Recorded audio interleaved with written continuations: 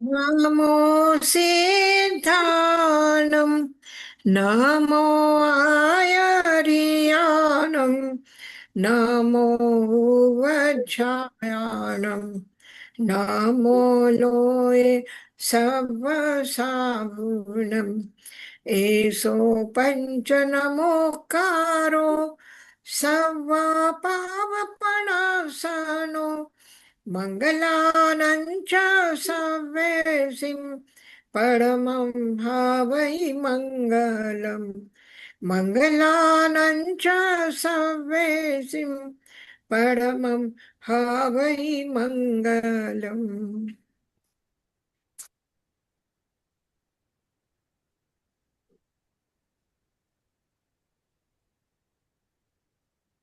આપણે સુક્તિ ત્રિવેણીમાં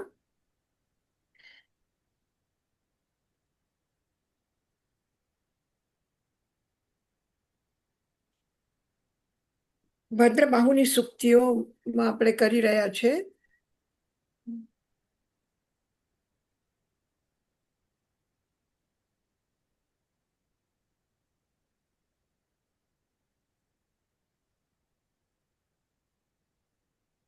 ₹69 ચાલુ છે ને આપણી?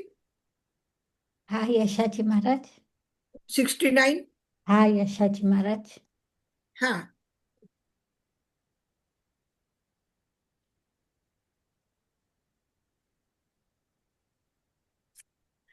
આપણે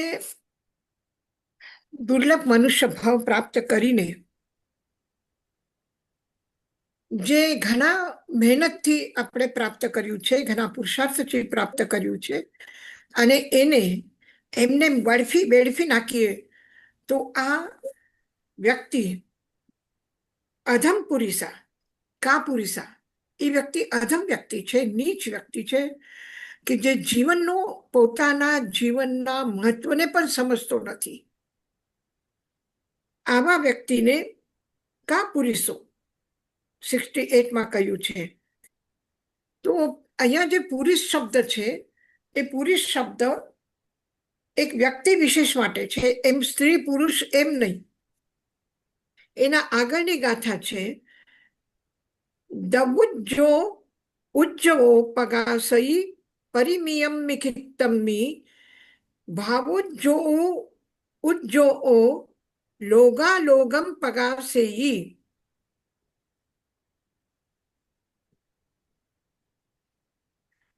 આપણે હંમેશા ધાર્મિક ક્ષેત્રમાં અંધકાર અજ્ઞાનનું પ્રતીક છે, અંધકાર દુઃખનું પ્રતીક છે, અને એટલા માટે જ્ઞાનને પ્રકાશરૂપ કહ્યું છે. એટલે નાનસ સર્વસ્વ પગાસનાએ સંપૂર્ણ જ્ઞાનના પ્રકાશિત થવા માટે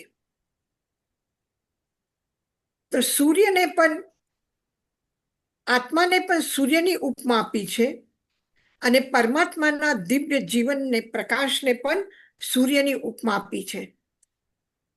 આપણે ભક્તામર સૂત્રમાં કહીએ ને સૂર્યાતિશાયી મહિમાસી મુનિન્દ્ર લોકે. એક સૂર્ય નહીં પણ સેંકડો સૂર્યને પ્રકાશને અભિભૂત કરે એવું મહાપ્રકાશ છે તીર્થંકર. તો જ્યાં શ્રેષ્ઠતા છે, જ્યાં વિશુદ્ધતા છે, પવિત્રતા છે, અને બધું જાણી શકીએ એ જેના મારફતથી એ બધાને એક પ્રકાશ રૂપમાં જોવામાં આવ્યું છે. એટલે દરેક ધર્મ પ્રકાશની ઉપાસના કરે છે, પ્રકાશને મહત્વ આપે છે. તમે જોયું હશે કે મંદિરોમાં કે એમાં અખંડ જ્યોતિ જલાવવાનું, અખંડ અગ્નિ જલાવી રાખવાનું, આ એક પ્રતિકાત્મક છે કે પ્રકાશ રૂપ છે. તો આચાર્ય ભદ્રબાહુ કહે છે દવ્ય ઉજ્જો જે દ્રવ્ય પ્રકાશ છે એનો જે પ્રકાશ છે પગાસઈ પરિમિયમ્મી ખિત્તમ્મી એનો પ્રકાશ પ્રકાશિત કરે છે પરિમિયમ્મી જેની સીમા છે, પરિમિત ક્ષેત્રમાં એટલે એક સીમિત ક્ષેત્રમાં એ પ્રકાશ કરે છે. જેવી રીતે સૂર્યનો પ્રકાશ છે, દીપકનો પ્રકાશ છે, અગ્નિનો પ્રકાશ છે. આ શું છે? બધા દ્રવ્ય પ્રકાશ છે. આ જે દ્રવ્ય પ્રકાશ છે એનો ઉદ્યોત, એનો પ્રકાશ પ્રકાશિત કરે છે પરિમિત ક્ષેત્રને. 3 શબ્દ છે. દવ ઉજ્જો ઉજ્જો. દ્રવ્ય ઉદ્યોત જે છે એનો જે પ્રકાશ છે એ પ્રકાશ પ્રકાશિત કરે છે પરિમિત ક્ષેત્રને. પહેલી લાઈનનો ધ્યાનમાં આવ્યો અર્થ એક એક શબ્દનો. દ્રવ્ય ઉજ્જો, દ્રવ્ય રૂપ જે ઉદ્યોત છે, પ્રકાશ છે. ઉજ્જો પ્રકાશ જે છે એ પ્રકાશિત કરે છે. પગાસઈ પ્રકાશિત કરે છે. કોને પ્રકાશિત કરે છે? પરિમિયમ્મી ખેતમ્મી, એક સીમિત ક્ષેત્રને. એક નાનો બલ્બ જલાવો તો એક રૂમમાં પ્રકાશ કરશે. મોટું દીપ જલાવો તો મોટા હોલમાં વધારે પાવરનો બલ્બ લગાડશો તો આખા હોલમાં પ્રકાશ કરશે. પણ એનો પ્રકાશ એક સીમિત ક્ષેત્રમાં છે. એ હોલ સુધી જ છે. હોલથી બહાર નથી, ખિડકીના બહાર નથી, પડદાના બહાર નથી. આકાશમાં સૂર્ય આવે છે, ધરતી પર બધી જગ્યા પ્રકાશ થાય છે, તો પણ એક કોઈ પદાર્થ હોય અને એ પ્રકાશના અને આપણા વશમાં આવતો હોય તો એની છાયા આપણા ઉપર પડે એટલે એટલા ભાગમાં પણ પ્રકાશ નથી જતો. કોઈ પણ વશમાં વ્યવધાન હશે તો પ્રકાશ અટકી જશે. સીમિત ક્ષેત્રમાં છે. રૂમ બંધ કરીને બેઠા તો મકાનમાં પ્રકાશ નહીં આવશે સૂર્યનો. એની એક સીમા છે, એની એક પરિમિત ક્ષેત્રમાં એનો પ્રકાશ છે. તો બહારનો જેટલો પણ દ્રવ્ય પ્રકાશ છે, પછી સૂર્ય હોય, ચંદ્ર હોય, અગ્નિ હોય, દીપક હોય, વિદ્યુત હોય, દરેકનો પ્રકાશ એક સીમિત પ્રકાશ છે. પરંતુ ભાવુજ્જો ઉજ્જો લોગાલોગમ પગાસેયિમ. ભાવ પ્રકાશ જે છે એ ભાવ પ્રકાશ, અને ભાવ પ્રકાશ કોને કહ્યું? દ્રવ્ય પ્રકાશ તો પદાર્થનો પ્રકાશ છે, અને ભાવ પ્રકાશ એટલે પોતાના ભાવોનો પ્રકાશ, જ્ઞાનનું પ્રકાશ. એ જે જ્ઞાનનો પ્રકાશ છે એ લોગાલોગમ પગાસેયી, લોક અને અલોકને પ્રકાશિત કરે છે. એટલે જ્ઞાનના પ્રકાશની કોઈ સીમા નથી, અસીમ પ્રકાશ છે. એક વ્યક્તિ, અત્યારે આપણે છીએ, ભગવાનની વાણી સાંભળીએ છીએ, ભગવાન વાણીનો સ્વાધ્યાય કરીએ છીએ, જ્ઞાનનો એક પ્રકાશ આપણા જીવનમાં છે. આપણે જ્યારે આ દુનિયામાંથી જશું તો શું આપણી અવાજ, આપણી આંખ, આપણું શરીર, જે હાથથી આપણે ચોપડી ઉપાડી હતી, જે આંખથી જોતા હતા, મોઢાથી ઉચ્ચારણ કરતા હતા, કાનથી સાંભળતા હતા, એ બધું આવશે સાથે? એ બધું નહીં આવશે. એ જ્ઞાનના માધ્યમ એટલે દ્રવ્ય સાધનો નથી આવવાના. એટલે દ્રવ્ય પ્રકાશ નહીં આવશે. તમે લાઇટમાં બેસીને સ્વાધ્યાય કરો છો. આ ટેકનોલોજી, આ મીડિયા, આ જે સાધનો છે, લેપટોપ છે કે આઈપેડ છે, અને જે આપણે ઇન્ટરનેટ કનેક્ટ થઈ ગયા છે અને એનાથી આપણે જ્ઞાન પ્રાપ્તિ કર્યા છે, આ સાધનો, આ દ્રવ્ય પ્રકાશ છે. આ સાધનો આપણી સાથે આવવાના છે? નહીં આવવાના. પણ જે જ્ઞાન મેળવ્યું છે એ જ્ઞાન આપણા સાથે આવતા ભાવમાં પણ આવશે, એના પછીના ભાવમાં પણ જશે, એના પછીના ભાવમાં પણ જશે. અને જ્યારે ભગવાન મેઘકુમારને એના પૂર્વ ભાવની વાત કરે છે, એના કરુણા ભાવની વાત કરે છે, તો એ કરુણા ભાવનો પ્રકાશ મેઘકુમારના જીવનમાં પ્રગટે છે કે નહીં પ્રગટે છે? વર્તમાનમાં જ્યારે એ હતીના ભાવમાં જે એને કર્યું, એ એના ભાવ, એ ભાવનો પ્રકાશ એ આત્મજ્ઞાનનો પ્રકાશ એ આ ભાવમાં પણ મેઘકુમાર પાસે છે. તો જ્ઞાન ત્યાંથી લઈને આવ્યા, પણ ત્યાંથી એ હાથીનો આટલો શક્તિશાળી શરીર લઈને આવ્યા છે? નથી આવ્યા. એટલે બાહ્ય પદાર્થ, બાહ્ય સાધન પ્રકાશ પૂર્ણ છે, જ્ઞાનના માધ્યમ છે, છતાં પણ એ સાથે નહીં આવે. અને એનાથી જે પ્રકાશ થયું, એ પ્રકાશથી પ્રકાશિત થવા વાળું ક્ષેત્ર સીમિત છે.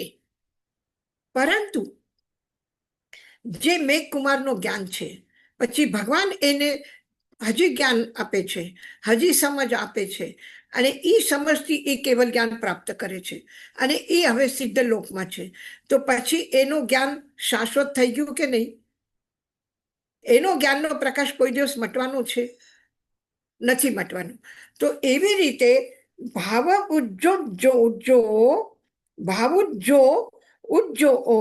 લોગાલોગમ પગાસેયિમ, લોક અને અલોકને પ્રકાશિત કરે છે. દ્રવ્ય ઉદ્યોગ જે છે એ પ્રકાશ, એનો પ્રકાશ પરિમિત ક્ષેત્રમાં છે, અને લોકાલોકમાં એટલે અસીમ પ્રદેશમાં ભાવનો ઉદ્યોગ છે.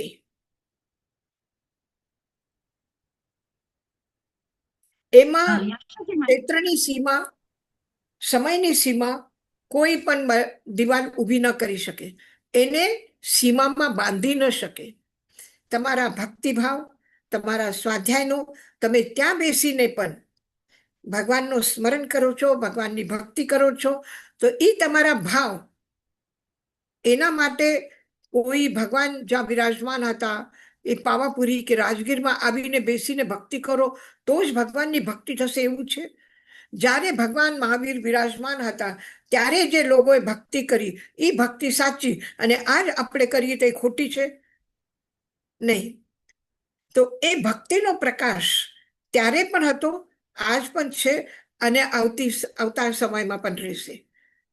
એક મેંઢકના ભાવમાં પણ નંદન મનિયાર મનુષ્ય ભાવમાં હતો તો પણ ભક્તિ કરી હતી, મેંઢકના ભાવમાં આવ્યો તો પણ ભગવાનની ભક્તિ કરવા આ રસ્તાથી નીકળીને ભગવાનના દર્શન કરવા નીકળ્યો.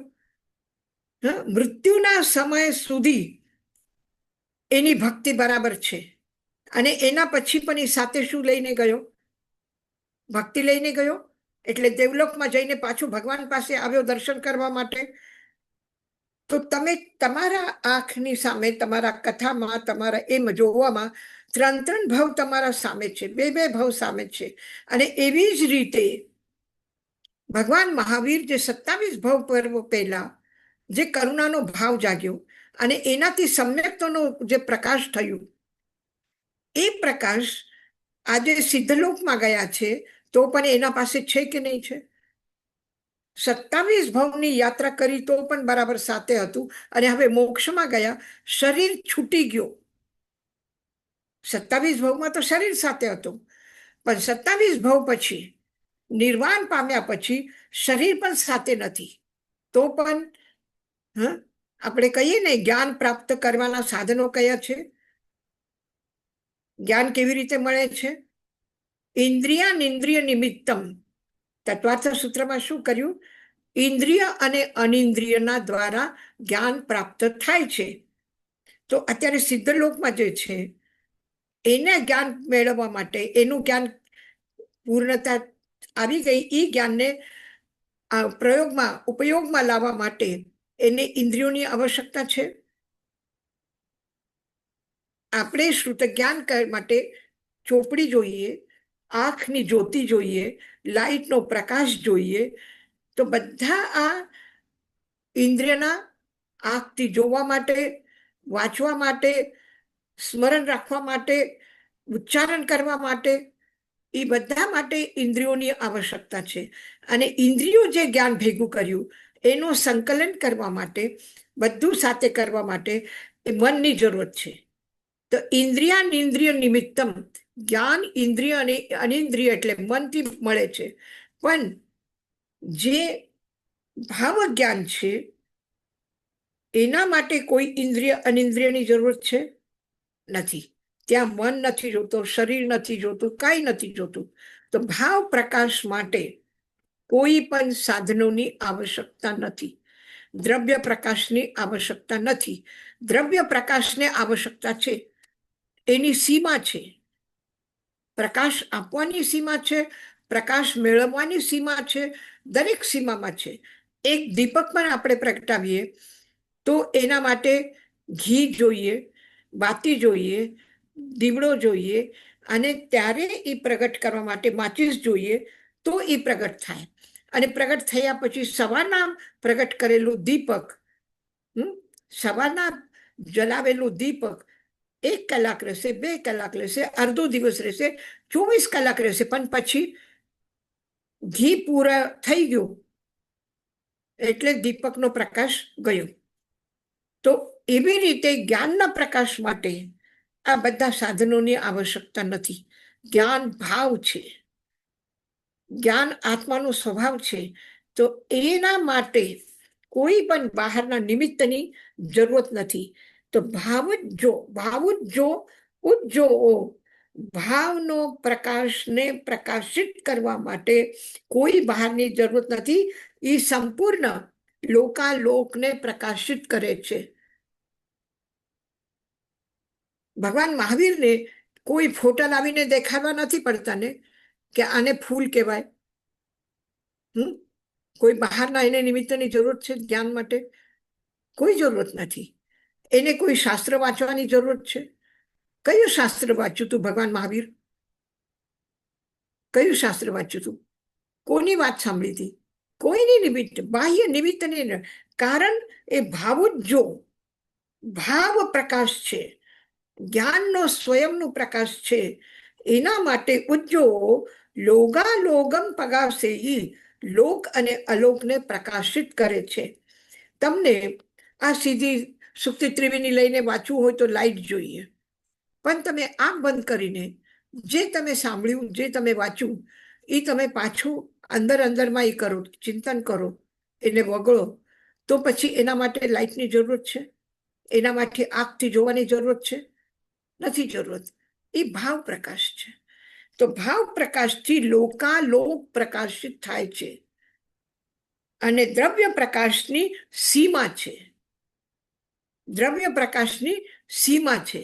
દ્રવ્ય પ્રકાશ માટે સાધનો જોઈએ, ભાવ પ્રકાશ માટે સાધનો નથી જોતા. સાધન વગર પણ એ સ્વતઃ પોતાના સ્વભાવથી રહે છે. દંબુજો ઉજ્જો પગાસહી પરમિયમ્મી ખિત્તમ્મી ભાવુજ્જો ઉજ્જો લોગાલોગમ પગાસેઈ. યશોજી મહારાજ, હાજી. આ જે ઉજ્જો ને ઉજ્જો એટલે દ્રવ્ય પ્રકાશિત કરવાનો પ્રકાશ કે દ્રવ્ય ઉદ્યોત કરવાનો પ્રકાશ. તો ઉદ્યોત ને પ્રકાશ સેમ ના થાય કે કેવી નામ છે? સેમ. ઉદ્યોત અને પ્રકાશ.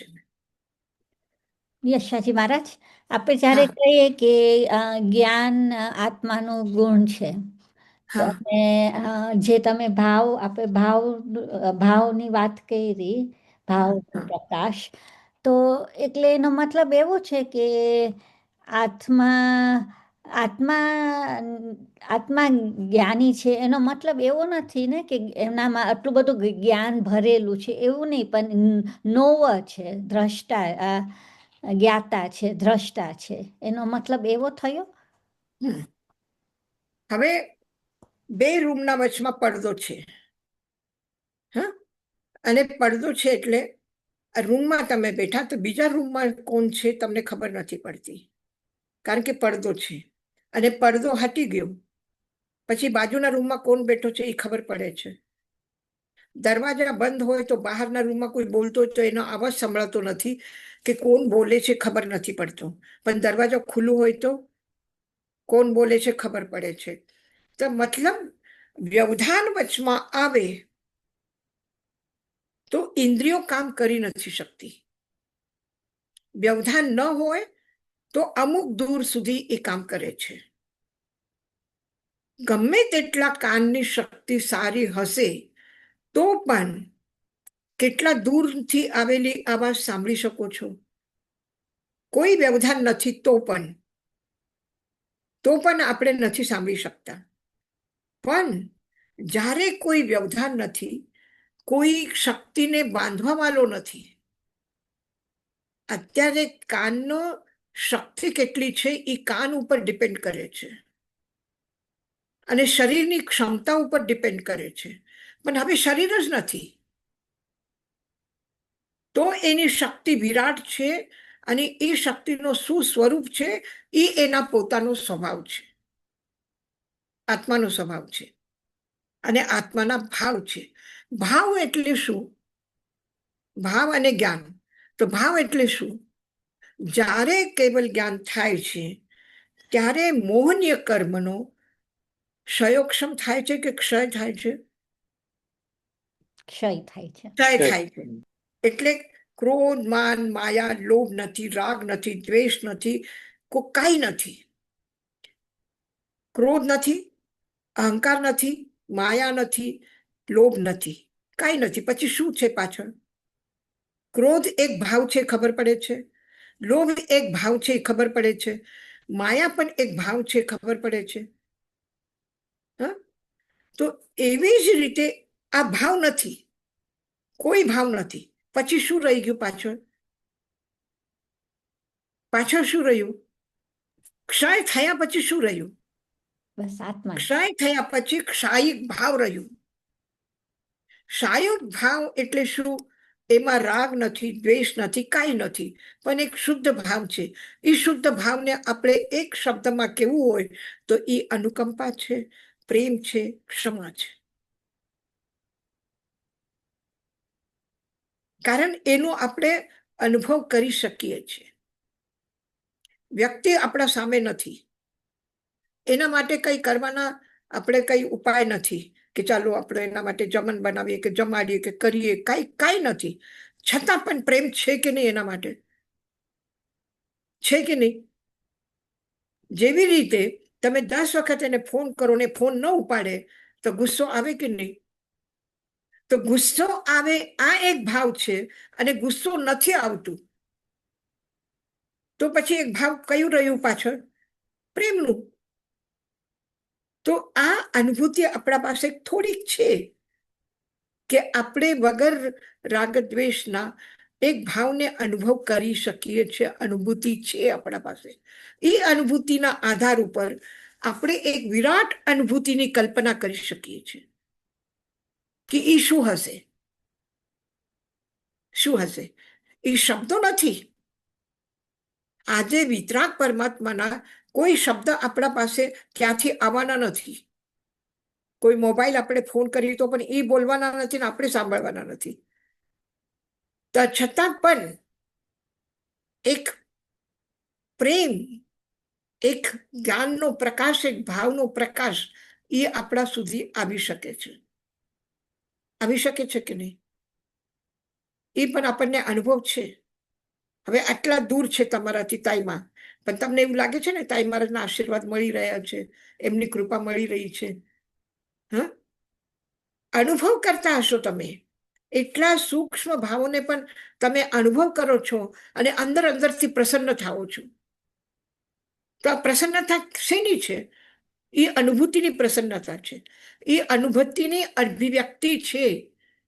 તો એવી જ અભિવ્યક્તિ એ સીમા વગરની, શરીરની સીમા નથી, મનની સીમા નથી, વાણીની સીમા નથી, કાંઈ નથી, અને આપણા પાસે આવે છે. તો એ જે પ્રકાશ છે એ ભાવ પ્રકાશ છે, જ્ઞાન પ્રકાશ છે. આવી ધ્યાનમાં? Thank you. બહારનો પ્રકાશ, સૂર્યનો પ્રકાશ, જ્યારે અહીંયા દિવસ હશે ત્યારે ત્યાં રાત હશે, ત્યારે ત્યાં રાત હશે ત્યારે અહીંયા, તો સૂર્યનો પ્રકાશ અહીંયા હોય તો ત્યાં ન હોય, ત્યાં હોય તો અહીંયા ન હોય, તો એમાં ફરક પડી શકે છે. પણ ભગવાનના વાણીનો પ્રકાશ ત્યાં પણ છે ને અહીંયા પણ છે ને, દરેક જગ્યાએ છે. યશાજી મહારાજ, મથેણ વંદામી. તો રીટાબેને આ પ્રશ્ન તમને પૂછ્યો. હવે આપણે નાના હોઈએ છોકરાઓને આપણે ભણાવીએ સ્કૂલમાં નહીં તો ઈ જ્ઞાન એ લોકોનું સ્મૃતિમાં જાય, મેમરીમાં જાય ને. એ લોકો શ્રુત જ્ઞાન લઈને જે સ્મૃતિમાં રાખે ને પછી ઈ જ્ઞાન પાછું એને યાદ કરે ઈ. પણ ભગવાનનું કેવળ જ્ઞાન હોય એને તો આખું યુનિવર્સમાં જે થાય છે એ જોતા જ હોય ને? નહીં, જોતા હોય છે બરાબર છે, પણ જોયા પછી પણ એ પ્રકાશ રૂપમાં મૌજૂદ છે ને. હા, એટલે એના જ્ઞાનમાં છે એમ. એનો જ્ઞાનનો પ્રકાશ છે ને.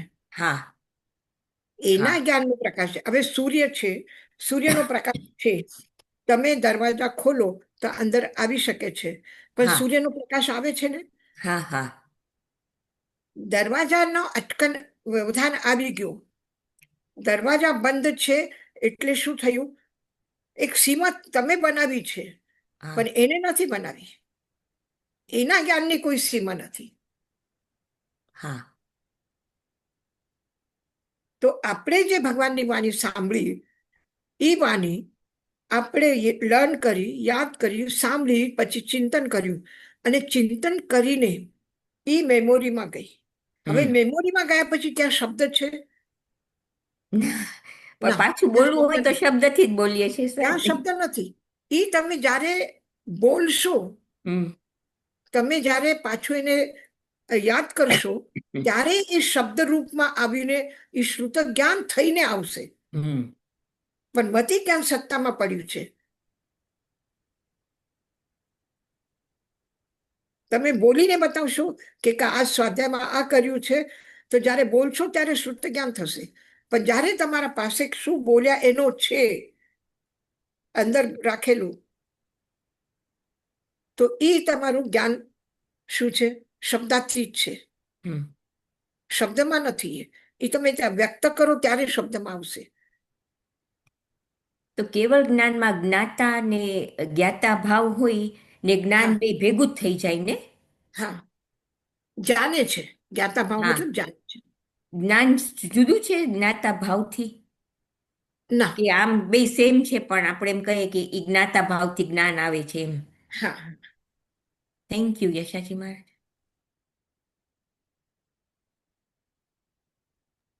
યશસ્વી મહારાજ, એ હા. મેમરી જે છે એ આત્મા સાથે જાય ફોરવર્ડમાં.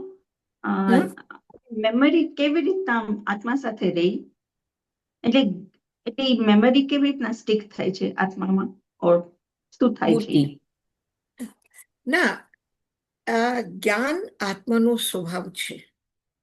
અને મતિ જ્ઞાન અને શ્રુત જ્ઞાન ક્યારે થાય? કે જ્યારે આત્માના સ્વભાવનો જે અંશ છે એ ઉઘાડો થાય છે. એટલે જ્ઞાનાવરને કર્મ હટી ગયું, એટલા અંશમાં એ મતિ જ્ઞાન અને શ્રુત જ્ઞાન થયું. બાકી ઘણું બધું મતિ જ્ઞાનાવરણ અને શ્રુત જ્ઞાનાવરણ છે. આપણે બધું જ્ઞાન જાણતા નથી. જો જાણ્યું હોત તો આપણે શ્રુત કેવલી થઈ ગયા હોત. કે જેટલું કેવલ જ્ઞાની જાણે છે એટલું શ્રુત જ્ઞાની પણ જાણે છે. એ શ્રુત કેવલી. તો શ્રુત કેવલી આચાર્ય ભદ્રભાવ સુધી છે, પછી એ જ્ઞાન ઓછું થયું. તો શ્રુત કેવલી તો જેટલું ભગવાન જાણે છે એટલું શબ્દાત્મક જ્ઞાન છે, પણ એનો અનુભવ નથી. એ આત્માનો સ્વભાવ થયું નથી. આત્માનો સ્વભાવ ક્યારે થશે? જ્યારે એ મૂળ સ્વરૂપમાં આવશે, આત્માનો સ્વભાવ બનશે, ત્યારે એ મૂળ જ્ઞાન છે. જ્યાં સુધી માધ્યમ છે ત્યાં સુધી એ મતિ જ્ઞાન શ્રુત જ્ઞાન છે. મતિ, સ્મૃતિ, સંજ્ઞા, ચિંતા, અભિનવ આ પણ બધા મતિ જ્ઞાનના ભેદ છે ને. ચિંતા કરો અને સ્મૃતિ મેમોરીમાં રાખો. શું રાખો છો મેમોરીમાં? સારા શબ્દો પણ રાખો છો, ખરાબ શબ્દ. સારા મિત્રોને પણ રાખો છો સ્મૃતિમાં, અને શત્રુને પણ સ્મૃતિમાં રાખો છો. તો આ પ્યોર મતિ જ્ઞાન નહીં થયું ને. એ જ્ઞાનમાં ક્યાંય ને ક્યાંય કોઈના સાથે ઝઘડો થયો હતો એ યાદ છે, એની સ્મૃતિ છે ને. તો એ મતિ જ્ઞાન કેવલ જ્ઞાનને પામનાર નથી. એમાં વિકાર આવી ગયું છે થોડો. એક શુદ્ધ પાણી નથી, એમાં મિલાવટ છે. સ્મૃતિ છે, અને એ સ્મૃતિ સમ્યક જ્ઞાન પણ થઈ શકે છે. પણ ક્યારે? જ્યારે એમાંથી દ્વેષ બુદ્ધિ નીકળશે, ઠીક છે, ઝઘડો કર્યો, કરવા દો ને, મારું શું બગડે છે, મને ક્રોધ આવ્યો નથી, એને બોલવા દો, મેં લીધા નથી એ શબ્દ, મેં એ સ્વીકાર કર્યા નથી, મને એનાથી મારા ભાવમાં કોઈ પરિવર્તન આવવા વાળો નથી. ત્યારે શું થશે? એ સ્મૃતિ હોવા છતાં પણ તમારા વિતરાગ ભાવને જગાડનાર, વિતરાગ ભાવથી યુક્ત થયેલું જે જ્ઞાન છે એ શુદ્ધ જ્ઞાન છે. અભિધાનમાં હા, યશજી મહારાજ, તો મેઘકુમારનું આપણે દ્રષ્ટાંત લીધું, એમાં એને પાસ્ટમાં જે કમ્પેશન હતું, ઈ જ્ઞાન હતું, એનું ઈ ભાવ હતો કે મહાવીર ભગવાને ઈ જગાડ્યું એનામાં, એમ હતું. હા, ઓકે. એટલે ક્રોધ, અહંકાર કેવી રીતે ઓગળી શકે છે, કેવી રીતે વિલીન થઈ શકે છે?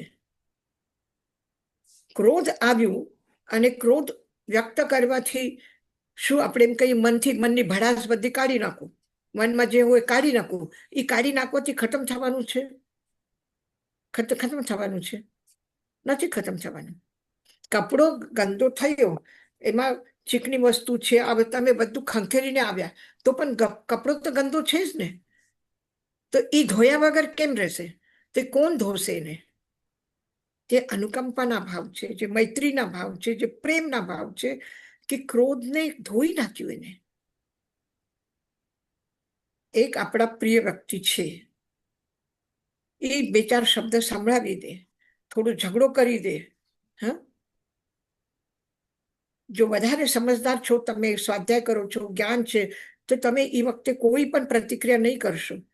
ઠીક છે, હમણાં ઉતાવળા છે, હમણાં ટેન્શનમાં છે, એટલે બે વાતો કહી, સમજી લો. માનો કે તમે પણ ઉત્તેજિત થયા, તમે પણ થોડું ક્રોધ કર્યું, આટલું કરીએ ને છતાં એને કઈ કદર નથી. એક વખત તમે પણ કહી દેશો, પણ 2 મિનિટમાં પાછા શું થઈ જશો? શું થશે? એ ગુસ્સામાં ખાઈને નથી ગયા, ગુસ્સામાં એમને ગયા, હવે થાકી જશે, હવે એ કરશે, ચાલો એક ફોન કરી લઈએ, તો એને એટલું તો થશે કે મારા બાબતનું તમે ખોટું નહીં લગાડ્યું. એટલે શું થયું? પાછું શું આવ્યું? એ ક્રોધનો અંશ નીકળી ગયો. શેનાથી નીકળી ગયો? પ્રેમના કારણથી નીકળી ગયો. પ્રેમના કારણથી નીકળી ગયો, આત્મીયતાના કારણથી નીકળી ગયો. તો એવી જ રીતે હંમેશા સાફ કરતા રહીએ. જ્યારે ઉપસર્ગો આવ્યા, ભગવાનને કષ્ટ આવ્યા, તો ભગવાન કષ્ટનો એમ કીધું કે હા, મને કષ્ટ આવ્યા છે. ભગવાન શું કહ્યું? આ જે થયું છે, આ જે કર્મ થવાનું કારણ છે, એ હું છું, મારા કર્મ છે, મેં કર્મ કર્યા છે, એટલે એ ઉદયમાં આવ્યા છે. અને હવે હું શાંત ભાવમાં રહું તો આ ખરી જશે, આ નીકળી જશે બધા. હવે હું નવા કર્મ નહીં બાંધું. જો રાગદ્વેષના ભાવ જાગે તો નવા કર્મ બંધાય, અને રાગદ્વેષ ન આવે તો નવા કર્મ ન બંધાય. પછી એમ થાય સારું થયું, આના નિમિત્તથી પાછા જે પૂર્વ ભાવમાં બાંધેલા કર્મ હતા એ પણ નીકળી ગયા, ખરી ગયા,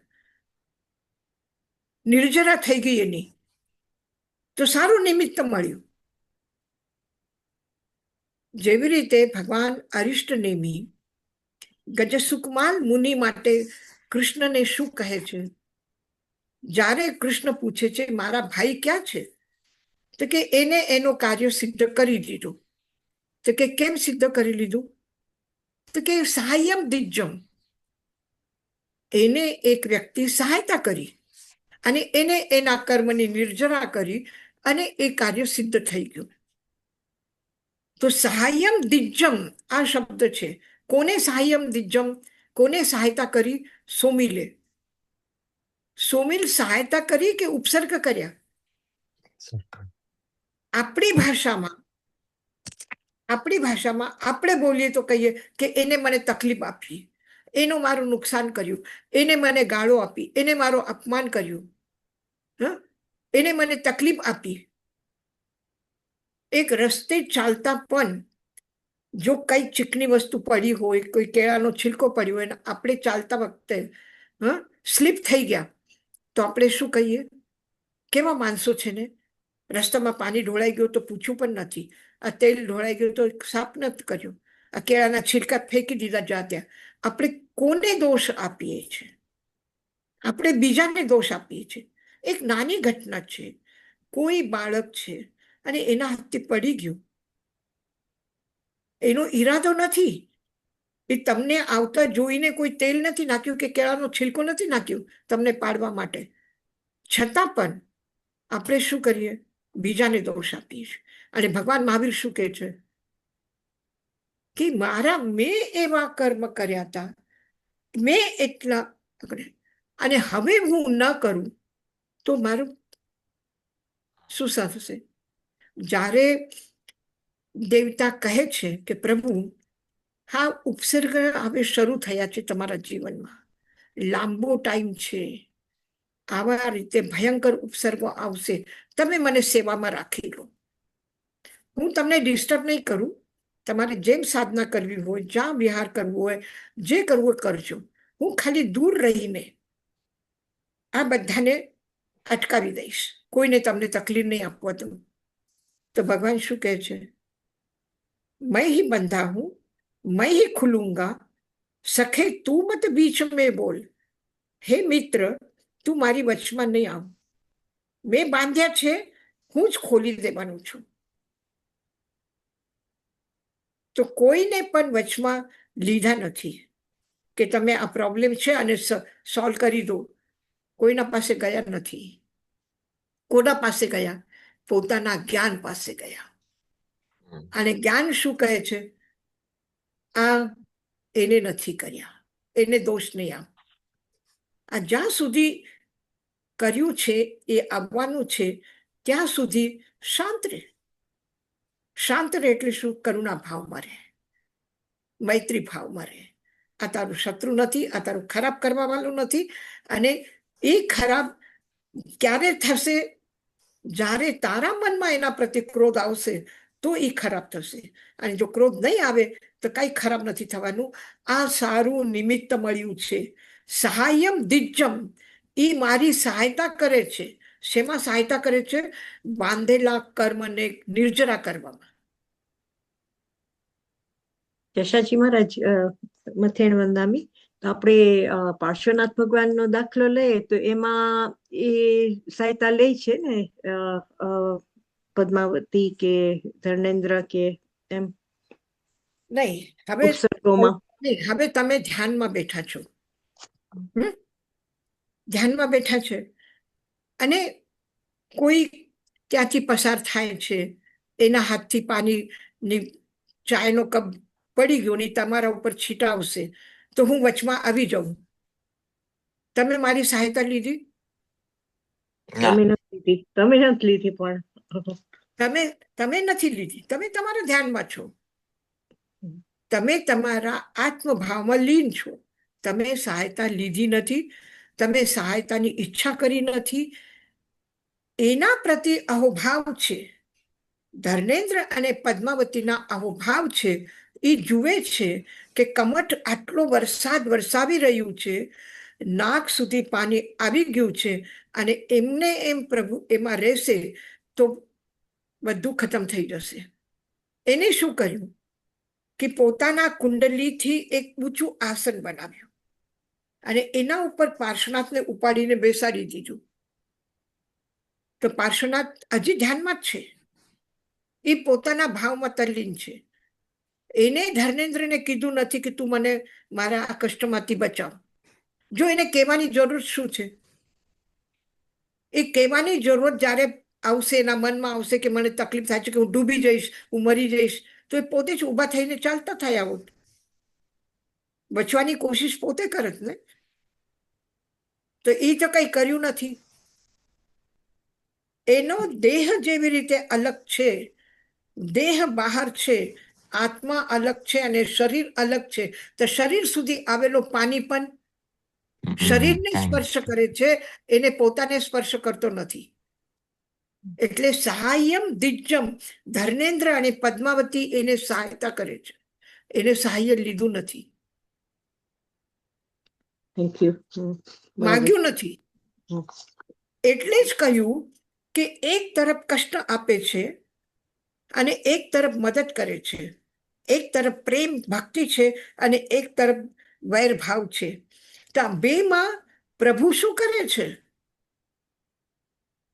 એક ગાળો આપે છે ને એક સન્માન આપે છે. બેમાંથી એક કે છે તમારો ખરાબ થાય અને એક કે છે તમારો જય જયકાર છે.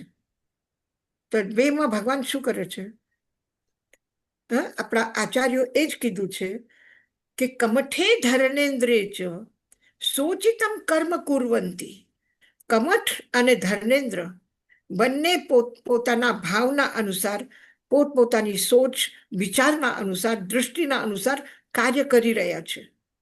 કાર્ય કરી રહ્યા છે, રાગ દ્વેષ કરી રહ્યા છે નથી કીધું. જેને જેમ ભાવ છે એ રીતે વર્તે છે.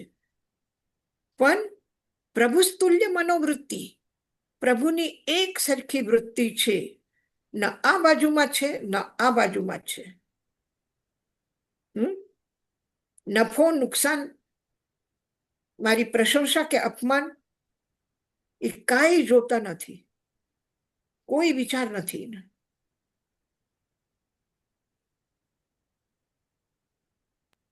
યશાજી મહારાજ, આજે આ આપણે પણ એ સ્મૃતિનું અનુભવ કરી શકીએ છીએ. તમે ઘરમાં છો, ઘરમાં કોઈ પ્રસંગ હોય સારો અને એમાં ઘણા લોકો આવે છે, ઘણી ખુશીઓ આપે છે, સારું કહે છે, બધું કહે છે. કોઈ વ્યક્તિ એવા પણ આવે કે ખાલી એક વ્યવહાર માટે આવે, એ મોઢું ચૂપ રાખીને બેસેલા છે. તો તમે તમારા ખુશીમાં છો, તમને 10 વ્યક્તિ તમારા સાથે છે, એ તમને ખુશીઓ આપે છે.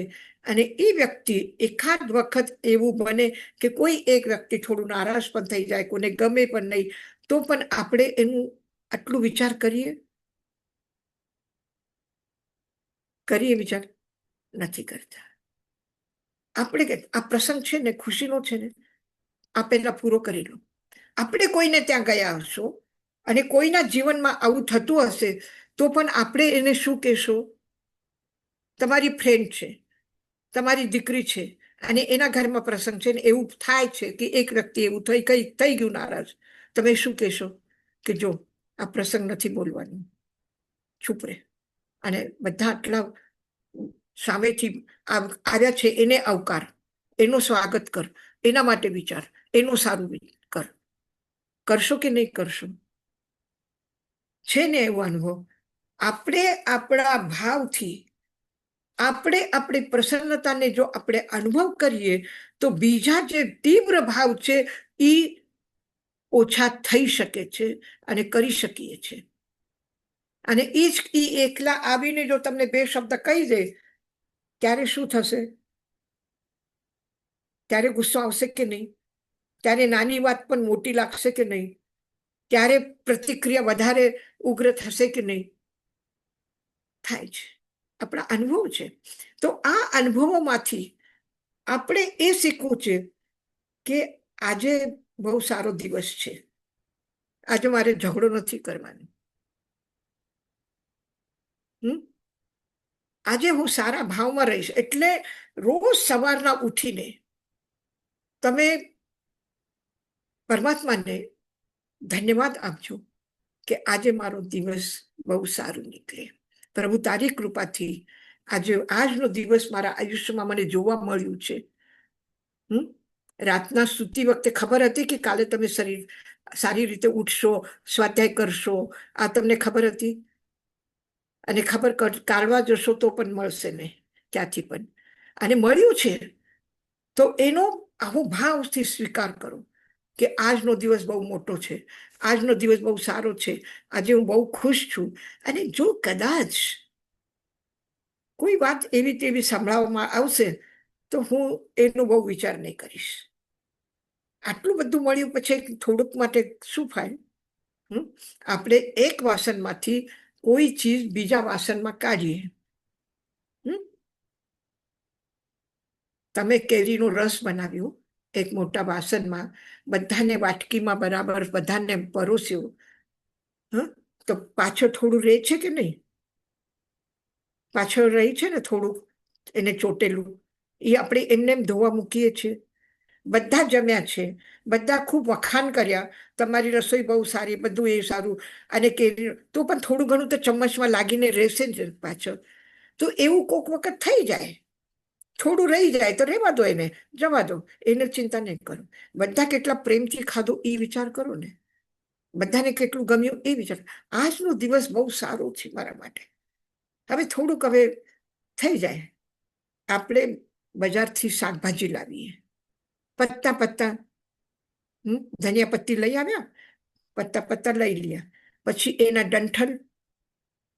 તમે એમ વિચારો કે આ તો ફોગટના નથી આવ્યા, પૈસા આપીને લાવ્યા છે, તો કેવી રીતે ડસ્ટબિનમાં નાખવું? નાખીએ જ છે ને, નાખીએ જ છે ને. આપણા જ લોકો છે, આપણાને જ બે શબ્દ કહે છે, તો એ પણ ડસ્ટબિનમાં મૂકી દો.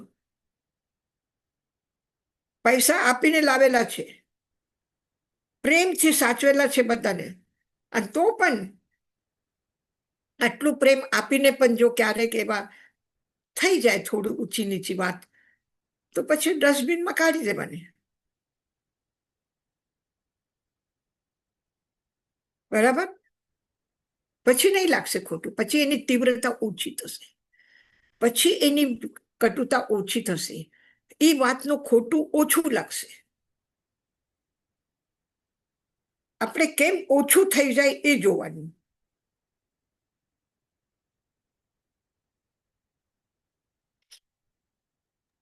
એ જ વાત કહે છે આગળની સુક્તિમાં.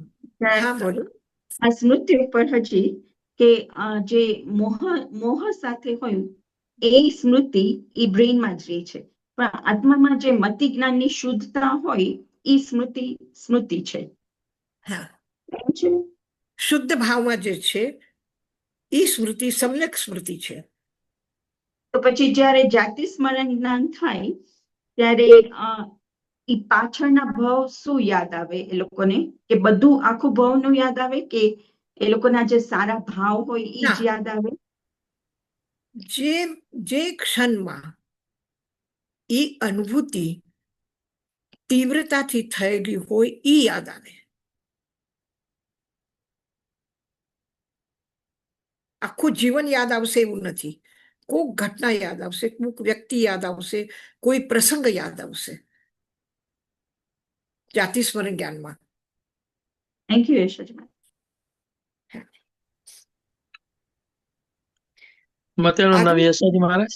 હા, મતેનું નામ આપણે જયારે કમટ આપણે પાર્શ્વનું આપણે જે ઇન્સિડન્ટ આપણે કહીએ છીએ ધર્મેન્દ્ર અને પદ્માવતી અને કમટ, તો તમે આપણે જે કહ્યું કે સહાયમ દિજ્જમ, તો ત્યાં આગળ એમ પણ વિચારી શકાય ને કે એક પ્રકારે તો કમઠે પાર્શ્વ પ્રભુના નિજરામાં સહાયતા કરી, કારણ કે ભગવાને તો એની કોઈ ઈચ્છા જ નથી એવી કે મને કોઈ હેલ્પ કરે, કે મને મારો કોઈ દુશ્મન છે કે મારો કોઈ સહાયતા કરે છે. એ તો એના જ્ઞાનમાં જ મગ્ન છે. તો એમ કહી શકાય ને? હા, આપણે કહી શકીએ છીએ. કારણ કે ખરી નિજરા તો આમ જોવા જાય તો કમટના પ્રકારે એ જ કારણ બન્યા એના માટે. હા, આપણે કહી શકાય છે સહાયમ દિજ્જમ. Thank you.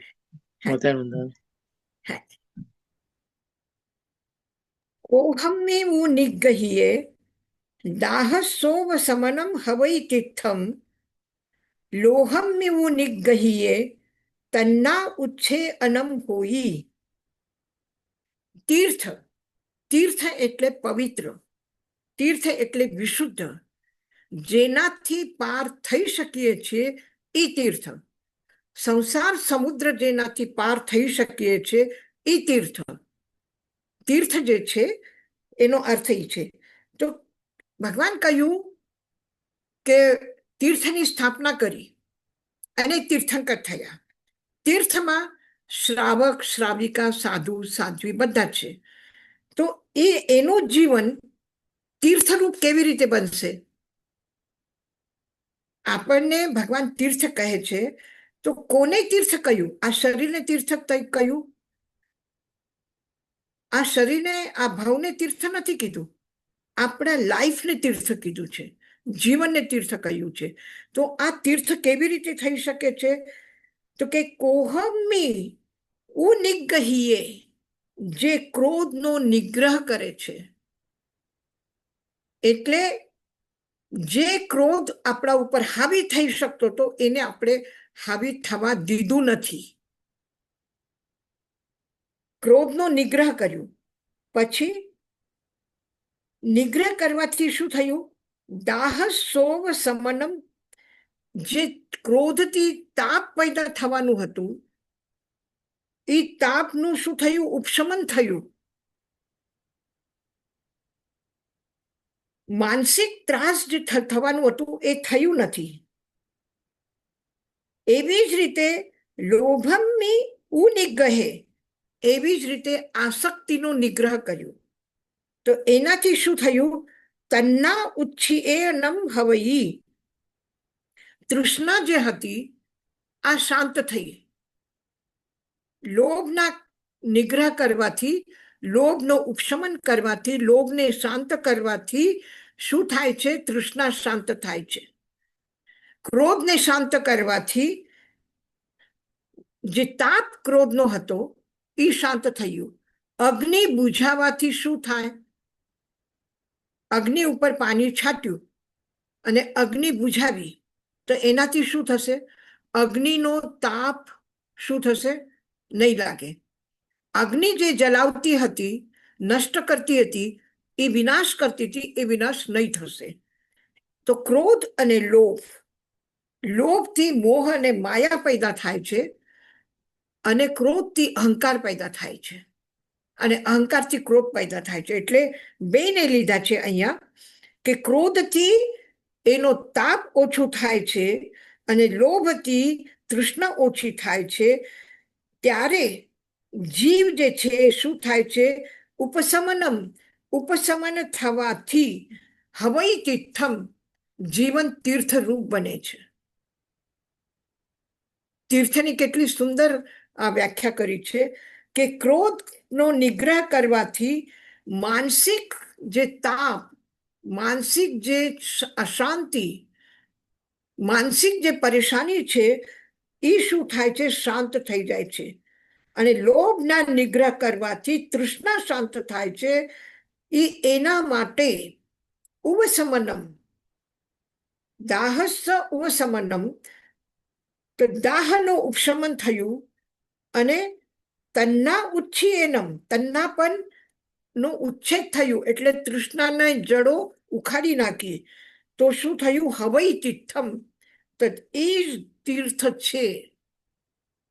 એ તીર્થ છે જ્યાં ક્રોધનો નિગ્રહ થાય છે અને લોભને તૃષ્ણા મટી જાય છે. તો આ જે બે કાર્ય જ્યાં થાય છે, જીવનનો આધિ વ્યાધિ ઉપાધિનો તાપ છે, જીવનમાં આસક્તિનો તાપ છે, જીવનમાં ભયંકર ક્રોધાગ્નિ જે જલાવે છે એનો તાપ છે. આ તાપ જ્યારે શાંત થઈ જાય તો આ જે મનની શાંતિ છે, મનની જે પ્રસન્નતા છે, જીવન એક આનંદપૂર્ણ લાગે છે, એ જ તીર્થ છે. તો જેટલા તમે ખુશ રહેશો એ તમારું જીવન તીર્થ છે. જેટલા પ્રસન્ન રહેશો એ જીવન તમારું તીર્થ છે. કોઈના જીવનમાં બહુ દુઃખ આવ્યા તો તીર્થ છે એમ નથી, પણ કેટલું જીવનને એક આનંદ રૂપમાં સમજીને જીવ્યા છો, કેટલા પ્રેમ અને શાંતિથી જીવ્યા છો, એ તમારું જીવન તીર્થ છે. યશાજી મહારાજ, આમાં ક્રોધ ને લોભ લીધું, ક્રોધ ને લોભ લીધું, પણ હજી તો આપણું છે મન છે ને માયા છે, તો ઈ આમાં આવી ગયું અંદર? એમ આવી ગયું, એમાં આવી ગયું. જેવી રીતે રાગ છે, રાગ એટલે શું? લોભ. અને દ્વેષ એટલે શું? ક્રોધ. ક્રોધ અને અહંકાર દ્વેષમાં આવે છે. જ્યારે અહંકાર માણસનું વધારે જાય ત્યારે નાની વાતનો પણ શું થાય છે, ઠોકર લાગે છે મનના અહંકારને. ઠોકર લાગે એટલે ક્રોધ આવે, એટલે ઉત્તેજિત થાય, પછી એ બીજાનો પણ અપમાન કરે. અને આ મને જોઈએ, આ હું છોડું નહીં, આ મારું છે, આ મારી માલિકિયત છે, મારું પોઝિશન છે, એને કેમ આપી દીધું તમે? તો આ લોભ શું કરે છે? હવે મને ખબર પડી કે મારી વસ્તુ લેવાના છે, તો હું તમે આવો એના પહેલા સંતાડી દઉં. એટલે શું થયું? માયા કરી, કપટ કર્યું. કહી દઉં આ મારી નથી, બીજાની છે, એ આવશે પછી લઈ જશે, છે મારી જ વસ્તુ.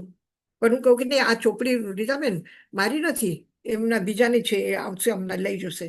તો શું કર્યું? ખોટું બોલ્યું, કપટ કર્યું, માયા રચી.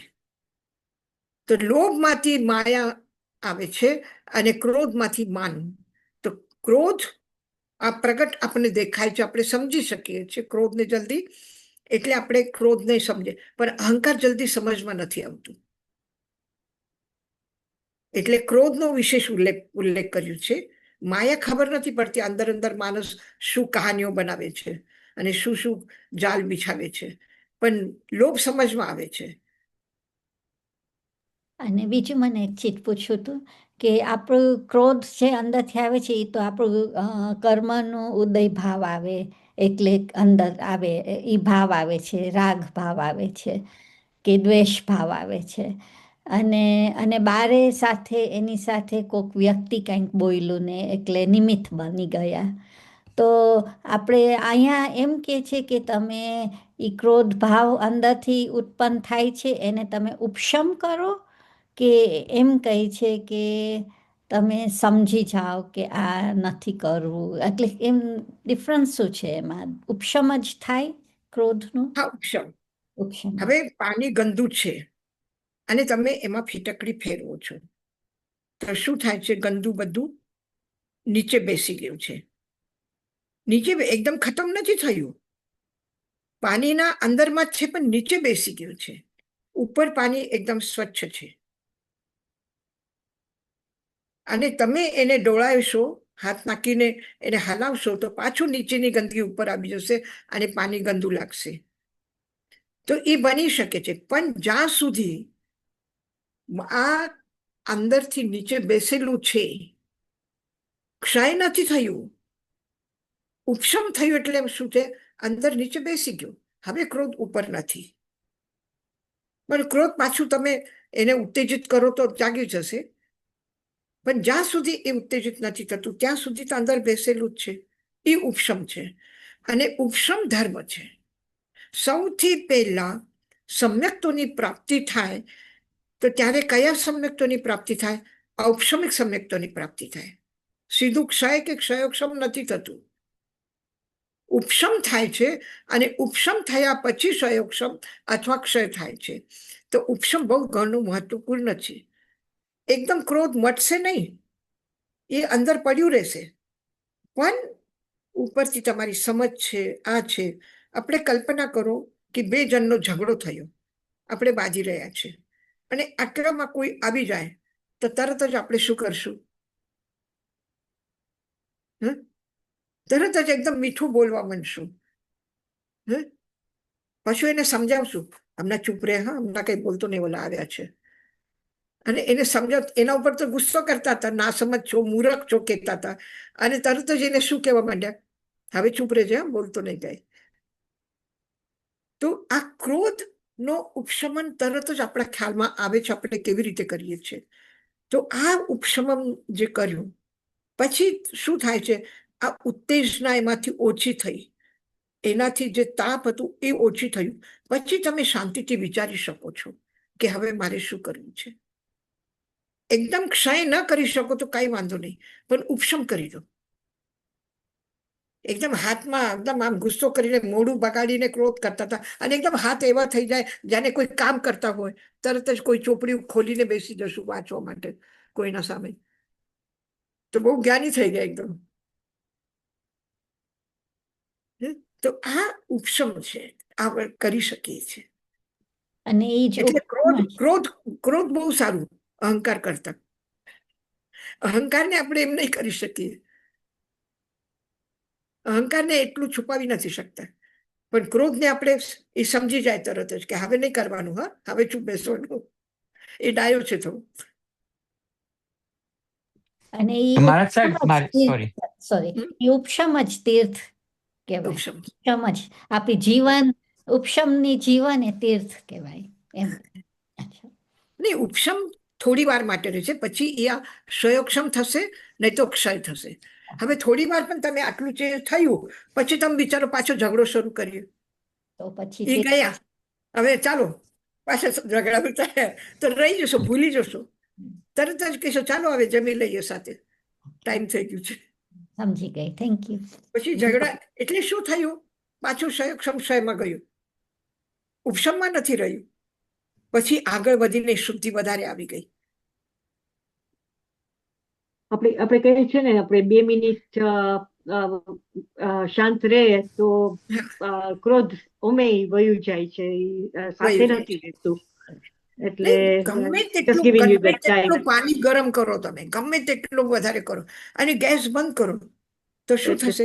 ધીમે ધીમે શાંત થઈ જશે, ધીમે ધીમે શાંત થઈ જશે.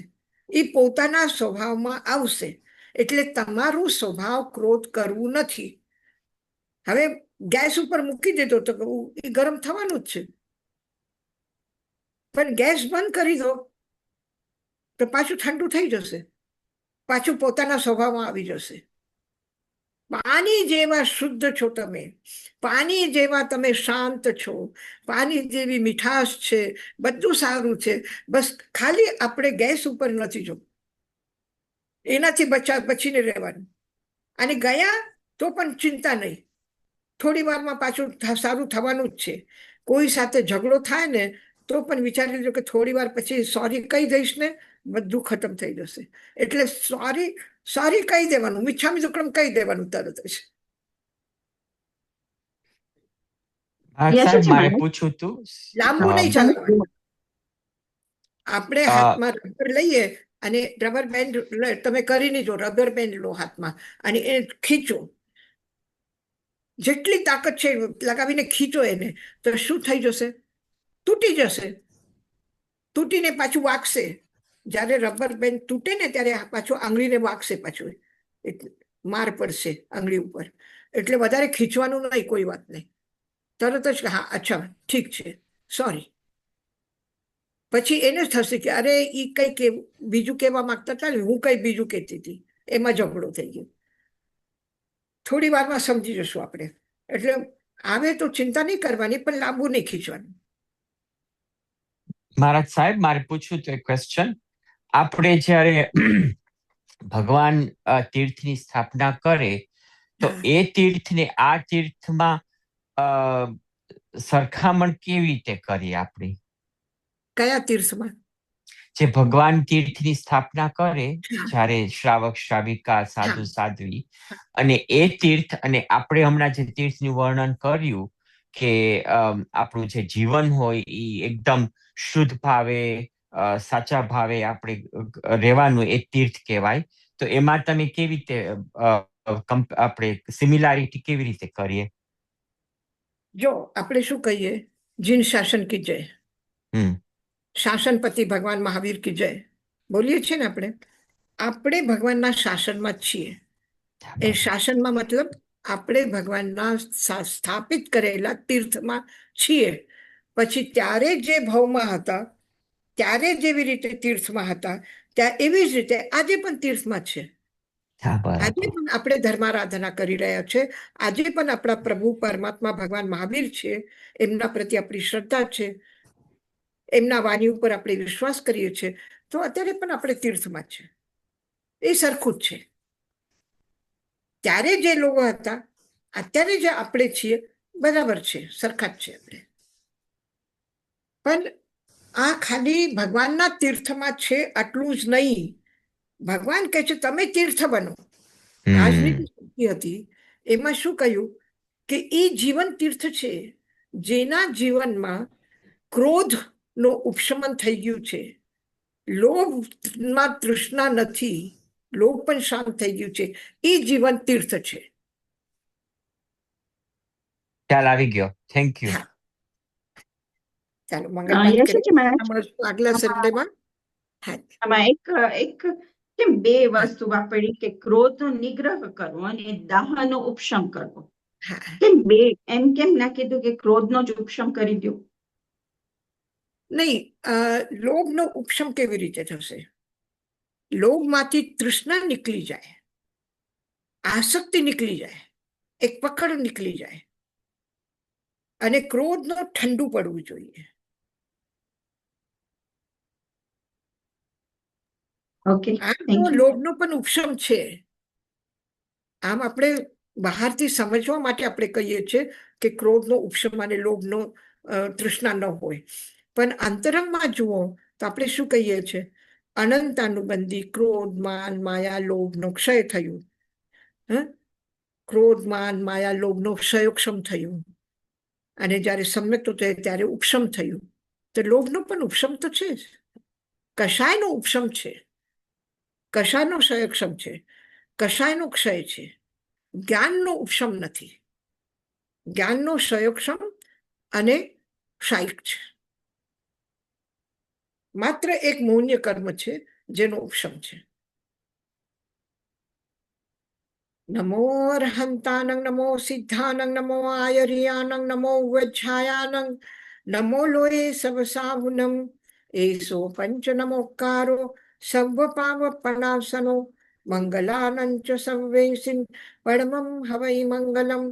ગુરુદેવ કી આજ્ઞા ચત્તારી મંગલમ, અર્હંતા મંગલમ, સિદ્ધા મંગલમ, સાહુ મંગલમ, કેવલી પણત્તો ધમો મંગલમ. ચત્તારી લોગુત્તમા, અર્હંતા લોગુત્તમા, સિદ્ધા લોગુત્તમા, સાહુ લોગુત્તમા, કેવલી પણત્તો ધમો લોગુત્તમો. ચત્તારી શરણમ પવજ્જામિ, અર્હંતે શરણમ પવજ્જામિ, સિદ્ધે શરણમ પવજ્જામિ, સાહુ શરણમ પવજ્જામિ, કેવલી પન્નતમ ધમ્મમ શરણમ પવજ્જામિ. અર્હંત, સિદ્ધ, સાધુ અને ધર્મની શરણ લઈને જીવનની મંગલમય યાત્રા કરી રહ્યા છો. ખૂબ ખૂબ પરમાત્માના આશીર્વાદ વરસી રહ્યા છે. આશીર્વાદ છે પરમાત્માના, આશીર્વાદ છે પરમ પૂજ્ય ગુરુદેવ અને આચાર્ય શ્રી તાઈમાના. અમારા બધાની તમારા સુંદર, સુખદ, ઉજ્જવલ ભવિષ્ય માટે મંગલ કામના. ઓમ શાંતિ શાંતિ. મથેણ વંદામી